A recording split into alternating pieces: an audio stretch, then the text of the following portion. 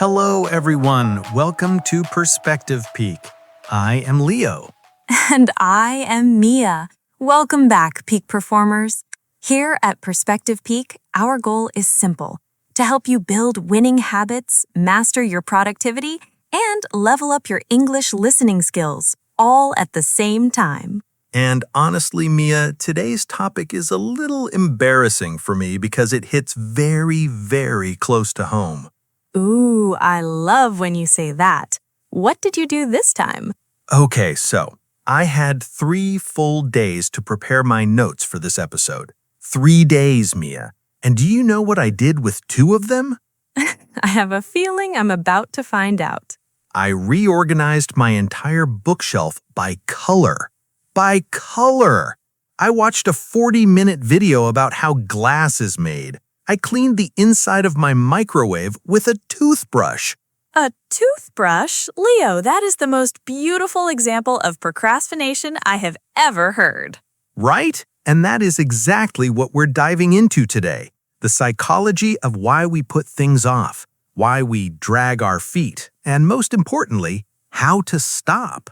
And here's the promise for our listeners. Today, we are diving into the psychology of procrastination, but we're also going to learn the exact natural expressions that native speakers use to talk about it, so you will understand your own brain better and sound more fluent. 2 wins. And before anyone gets nervous, this is friendly English. It's B1 intermediate level. We will use some powerful new words, but every single time we do, we'll explain them right away with a simple example. So just relax, breathe, and listen. Exactly. If you don't catch a word the first time, don't panic. Just keep listening. Your brain is learning even when you don't notice it. That's a promise. So, Mia, let me start with the big question. When we say someone procrastinates, what does that really mean? Like the deep meaning, not just the dictionary one. Great question. So the simple dictionary meaning is to delay doing something, especially something you should do. But here's a better way to picture it. Imagine your brain is a car, okay? And there are 2 drivers fighting for the wheel. 2 drivers. Go on. One is the sensible one. Let's call him the future planner. He looks ahead. He says, hey, let's make those phone calls today so we don't suffer tomorrow. But sitting right next to him is a second driver, a little raccoon I like to call the right now raccoon, who only wants 2 things: easy and fun. The right now raccoon. Oh, I know this raccoon personally. He lives in my head and he pays no rent. We all have one. And the moment there's something boring or scary to do, the raccoon grabs the wheel and says, nope, let's watch cat videos instead. Just like a real raccoon that ignores the healthy food and goes straight for the shiny snack in the bin. Researchers call this the pull of instant gratification. That's our B2 phrase of the moment. Instant gratification just means getting a small reward right now instead of a big reward later. So procrastination isn't really laziness. It's a fight inside your head between now and later. Exactly. And remember this line, listeners, because it changes everything. You are not a procrastinator. You have a habit of procrastinating. That is a huge difference. A label feels permanent. A habit can be broken with science. And that's our whole episode today. Okay, I'm fired up. Let's get into some real-life situations because I think people are going to see themselves in these. Let's do it. And let me start with the most relatable one of all, the morning to-do list. Oh no.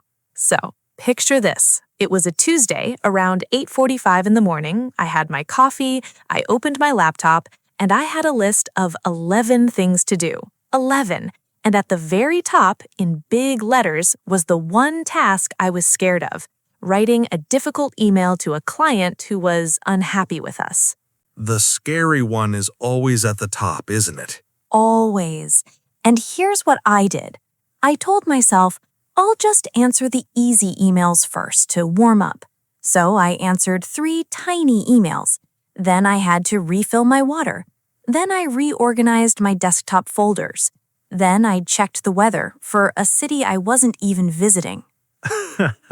Classic warm-up that becomes the whole workout. Ugh, and the worst part?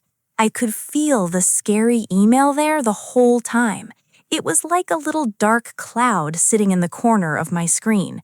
Every few minutes, my eyes would slide over to it, my stomach would tighten, and then, quick, I'd find another tiny task to hide behind. A reply here, a folder there. So you weren't even enjoying the easy tasks, you were just using them as a shield. Exactly. That's such a good way to put it. The easy tasks were a shield. And here's the thing. I told myself I was being productive, so I didn't even feel guilty until lunchtime. And then the guilt arrived right on schedule. Right on schedule, with a side of self-criticism. By 11:30, I had done 10 small things and 0 big things, and the scary email was still sitting there glowing at me. In English, we say I was dragging my feet. That means moving slowly on purpose because I didn't want to do it, like a child who doesn't want to leave the playground. So what's the science here? Why does the brain do that? So this is all about something called the dopamine loop.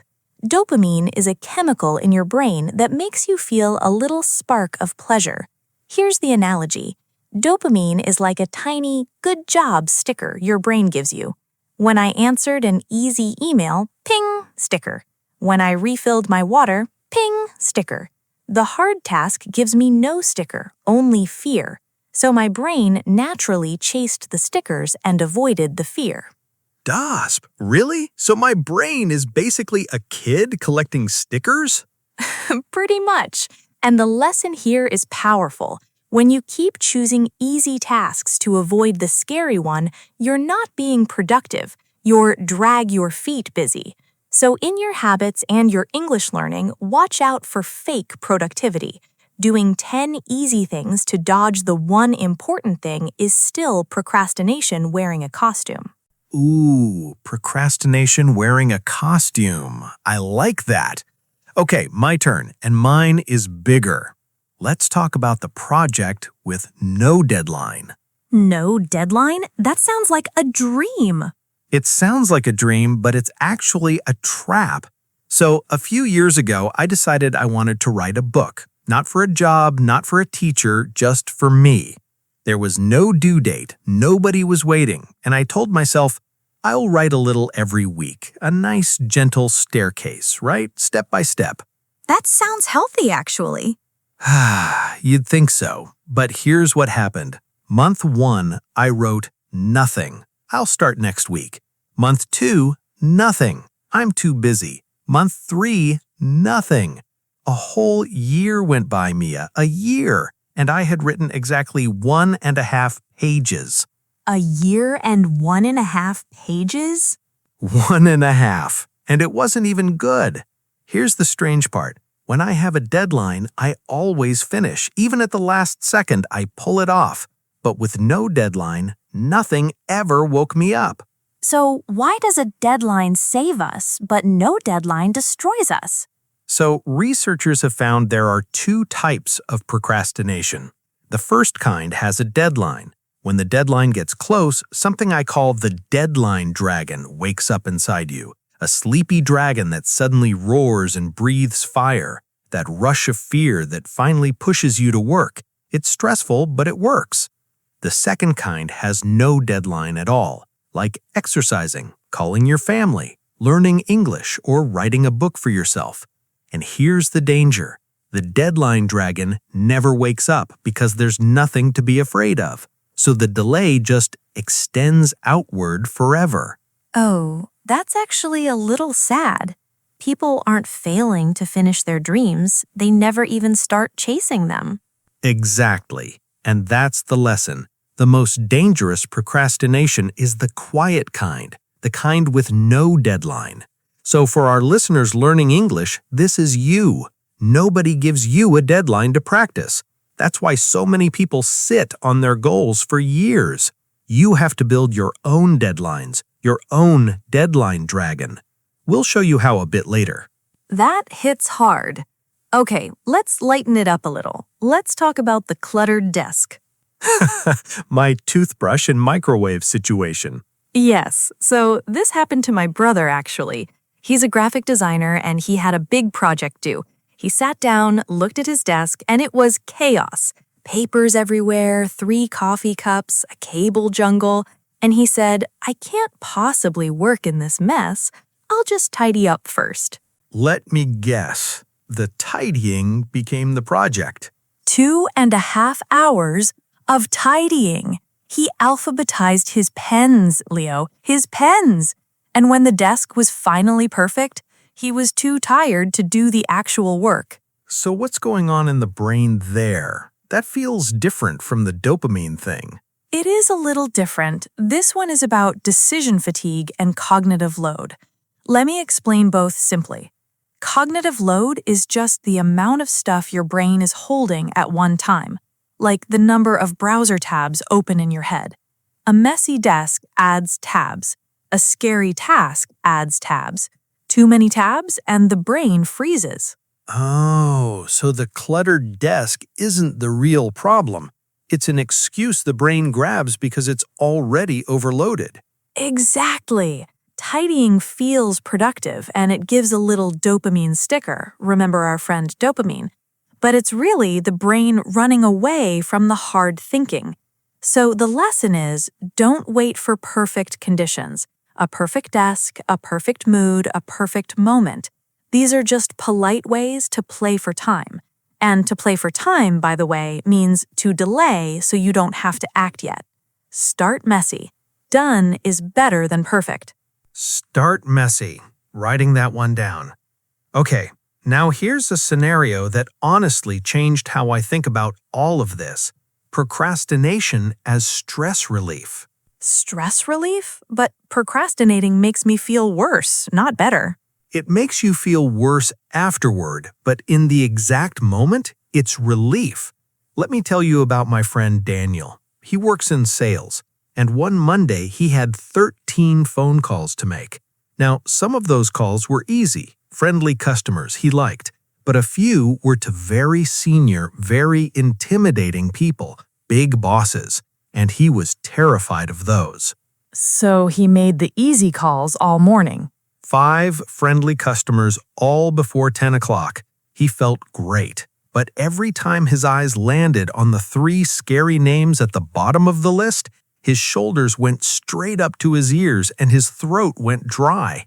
He told me, Leo, the moment I thought about calling them, I just opened YouTube and watched football highlights for 20 minutes. And the relief was instant. His shoulders dropped, he could breathe again. So the avoidance physically calmed his body down. Physically, that's the key. It wasn't lazy daydreaming, it was his nervous system grabbing the nearest exit from fear. Wait, really? So the procrastination actually lowered his stress in the moment?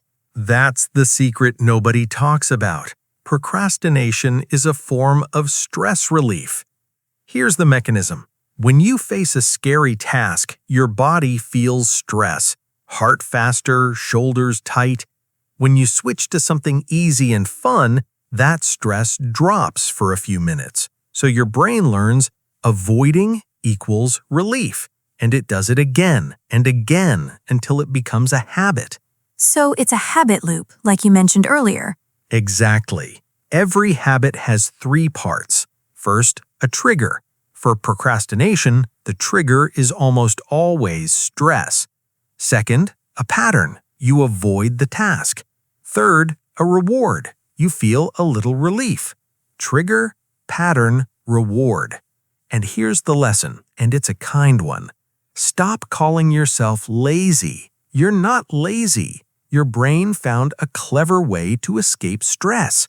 Now we just need to teach it a better escape. I love that reframe. It's not a character flaw. It's a loop we can rewire. Okay, my final scenario, and it's the one that makes people quiet. Long-term, life-size procrastination. The big one.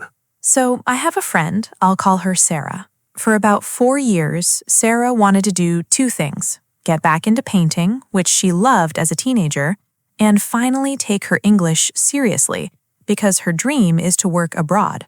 4 years, Leo, and every single year she said, next year, when things calm down. And things never calm down. That's the trick. She wasn't lazy. She's a hard worker at her job, with deadlines, with bosses. But painting and English had no deadline, no boss, no deadline dragon. So they just waited. And one day she told me, almost crying, I feel like a spectator in my own life. I'm watching it happen instead of living it. Wow, that's the difference between failing at your dream and never starting it. Exactly. And the science here is about something called temporal discounting. Sorry, big word, let me break it. Temporal means about time. Discounting means making something seem smaller. So temporal discounting just means our brain shrinks the value of future rewards. The painting future Sarah enjoys feels tiny today, while the comfort of the sofa feels huge right now. The brain is terrible at feeling the future.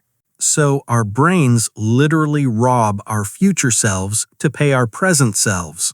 Beautifully and sadly put. And the lesson for every listener is this. Think about what you're really putting off, not just the email, the life stuff, your health, your relationships, your English. Because there are only so many weeks in a life, and the quiet procrastination is the one that steals them. The good news?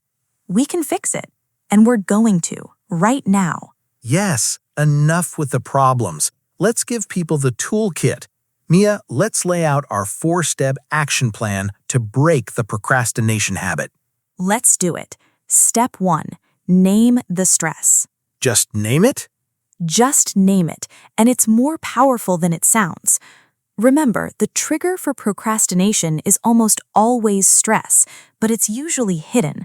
So the moment you catch yourself avoiding a task, checking your phone for the 5th time, suddenly cleaning, drifting off, pause and say out loud or in your head, I must be stressed about something. Why does this work? Because naming an emotion calms the alarm part of your brain and wakes up the thinking part. For example, when Daniel felt the urge to open YouTube, he learned to stop and say, okay, I'm scared of that big phone call. That's the real problem, not the work. The common mistake here is skipping this step and jumping straight to self-criticism. Don't beat yourself up. Beating yourself up adds more stress, which feeds the exact loop you're trying to break. So less, I'm so lazy, and more, I'm stressed about this specific thing. Got it. Step 2? Step 2. Interrupt the habit with a countdown. 5, 4, 3, 2, 1, go. A countdown? Like a rocket? Exactly like a rocket. Here's what to do. The second you notice you're avoiding, count backwards from 5 to 1, and on 1, physically start the task. Why does it work? Because counting interrupts the automatic habit stored deep in your brain and switches on your prefrontal cortex. That's the front part of your brain that makes decisions and takes action. Think of the countdown as a light switch that turns the smart part of your brain back on. For example, when I'm dragging my feet on a hard email, I literally whisper 5, 4, 3, 2, 1, and I put my fingers on the keyboard on 1. The common mistake? Counting up instead of down. Counting up 1, 2, 3 invites you to keep going forever. Counting down forces an ending, and the ending is action. I love how physical that is. You don't think your way out, you move your way out. Okay, step 3 is my favorite. Tell them. Step 3. The 5-minute rule. Just start and only promise yourself 5 minutes. This one saved my book, by the way. Tell them why it works. It works because of one beautiful research finding. Your problem was never the working, it's the starting. The habit you're stuck in is the habit of avoiding, not the habit of being unable. So you don't need to commit to 2 hours of painful work. You just promise your brain 5 tiny minutes. And here's the magic. Researchers have found that once people start, about 80% of them keep going far past 5 minutes. Starting is the heavy door. Once it's open, walking through is easy. For example, Leo, tell them what happened with your book. So I made a rule. Just write for 5 minutes, and if I hate it, I can stop. Guilt-free. And almost every time, 5 minutes turned into 40, some days into 2 hours. The 5 minutes was just a trick to get the door open. And the common mistake here is making the starting task too big. Don't say, I'll write the chapter. Say, I'll write one ugly sentence. Don't say, I'll clean the house. Say, I'll clear this one corner of the desk. Shrink the start until it's almost silly. A silly small start beats a heroic plan that never begins. Shrink it until it's silly. Perfect. And step 4? Step 4. Build your own deadline. Wake up your deadline dragon on purpose. Because the dangerous stuff has no deadline, right?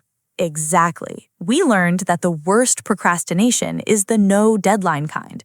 Your health, your relationships, your English. So we have to create deadlines artificially. How? Make a promise to another human being. Tell a friend, I will send you 10 new English sentences every evening at 8 p.m. Or join a class with a fixed schedule. Or set a public goal. Why does this work? Because a promise to another human being wakes up that deadline dragon. The fear of letting someone down or feeling embarrassed becomes your fuel.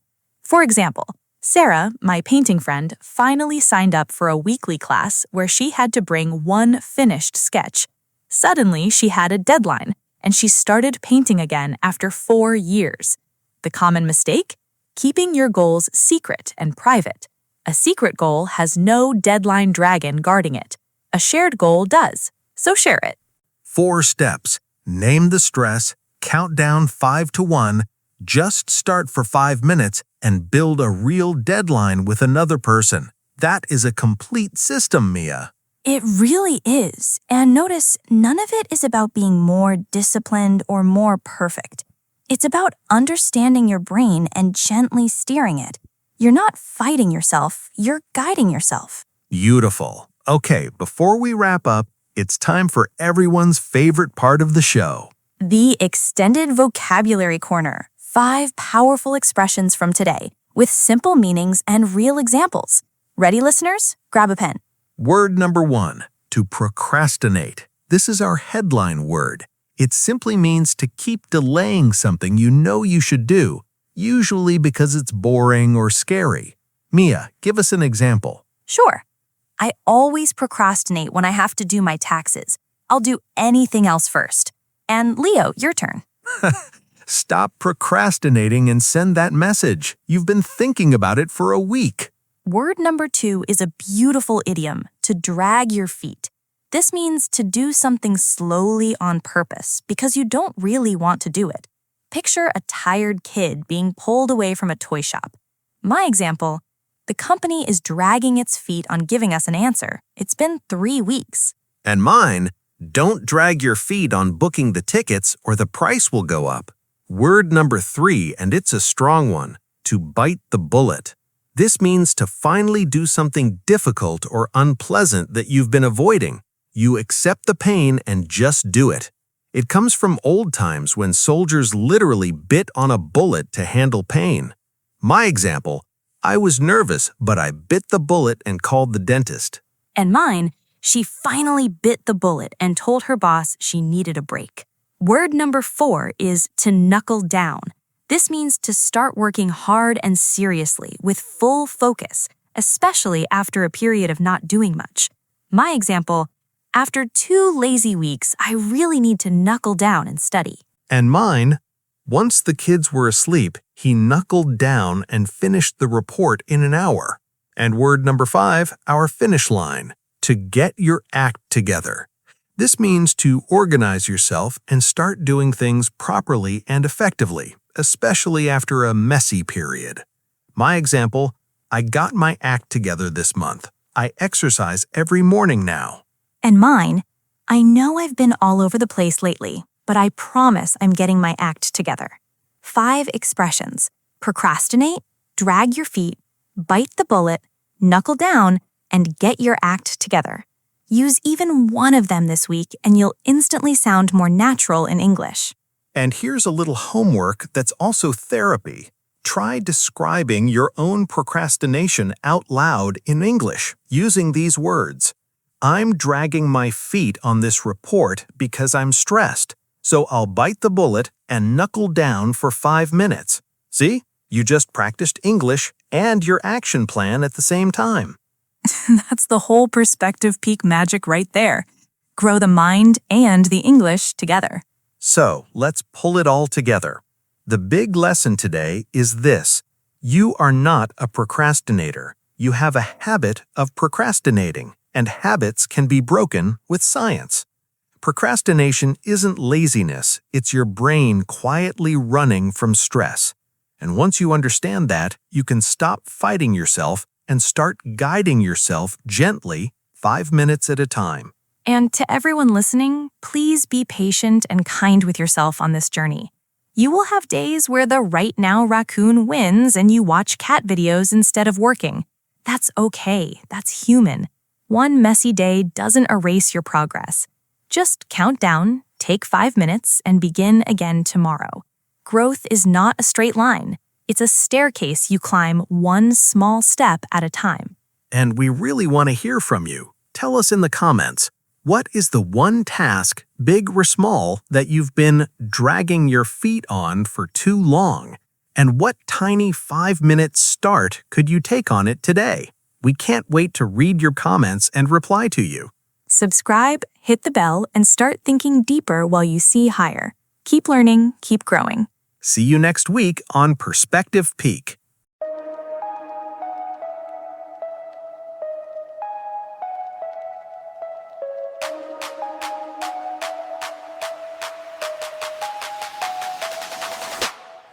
Sunrise is gone, staring at the shelf. Categorize the colors, lying to myself.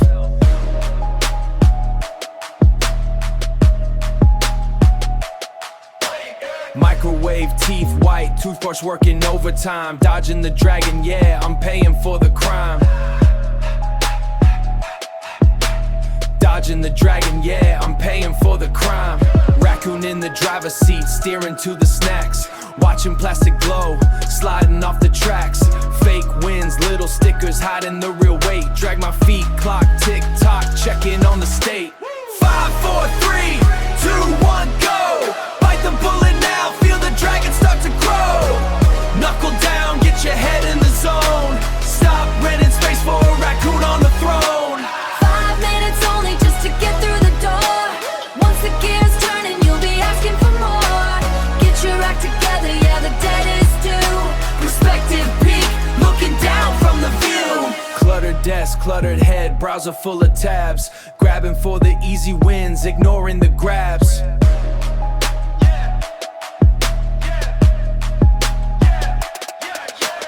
Alphabetize the pencils, 2 hours in the sink.